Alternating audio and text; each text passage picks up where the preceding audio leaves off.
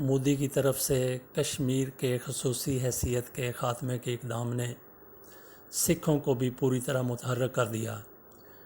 گویا سویا ہوا شیر جاگ گیا ہے، بھیڑیا کچھار سے باہر نکل چکا ہے۔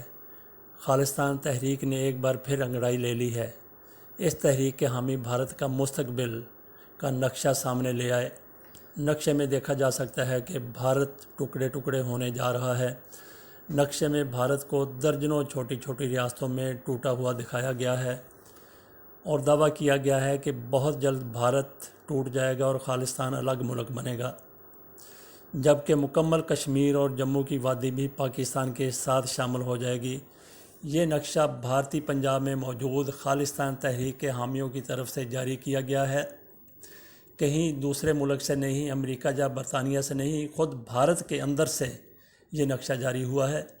خالصتان موومنٹ کے رہنما امرجیت سنگھ نے کہا ہے کہ بھارت میں سکھوں کے ساتھ برا سلوک روا رکھا گیا، ہم زبردستی بھارت کا حصہ ہیں، مرضی سے کبھی بھارت کا حصہ نہیں رہے۔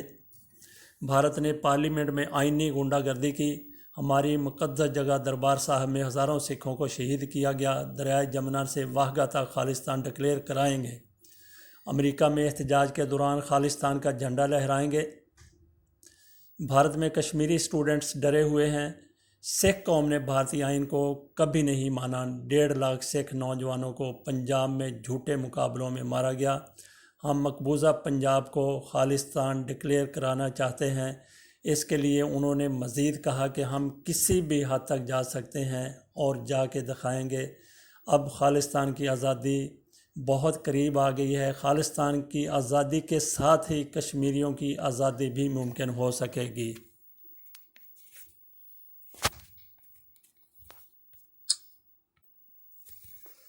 سکھ اور مسلمان تقسیم کے بعد ایک دوسرے کے ساتھ اکٹھے نہیں بیٹھ رہے تھے، نفرت کی ایک دیوار تھی جو ان کے درمیان حائل تھی، نفرت کی ایک خلیج تھی جو ہندوؤں نے پاٹی تھی، اور یہ خلیج اب بھارت نے، مودی کے اقدامات نے، مودی کے مظالم نے، مودی کی کشمیر میں بربریت نے یہ خلیجیں ختم کر دی ہیں۔ پاکستان اور بھارت کے درمیان، پاکستان اور مسلمانوں اور سکھوں کے درمیان پیدا ہونے والی خلیجیں، کشیدگی وہ دور کر دی ہے۔ سکھ اور مسلمان خصوصی طور پر کشمیری بالکل قریب آ چکے ہیں اور اس سے کشمیر کی آزادی ممکن ہوتی نظر آ رہی ہے، اور خاص کر مودی کے موجودہ اقدام میں، جس میں انہوں نے کشمیر کی حیثیت، خصوصی حیثیت ختم کر دی اور اس کے اوپر وہ بڑے اترا رہے ہیں، حالانکہ انہوں نے خود کشمیر کی تحریک کو ایک نئی مہمیز دی ہے، کشمیریوں کو باہر نکلنے پر مجبور کیا ہے،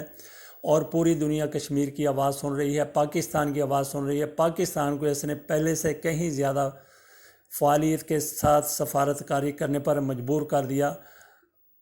تو بھارت کے ٹکڑے واقعی ہوتے نظر آ رہے ہیں، جیسا سکھوں کی طرف سے کہا گیا، سکھ موومنٹ کی طرف سے کہا گیا ہے۔ یہ سارا کچھ اپنے پاؤں پر کلہاڑی خود مودی صاحب نے ماری ہے۔ اللہ حافظ۔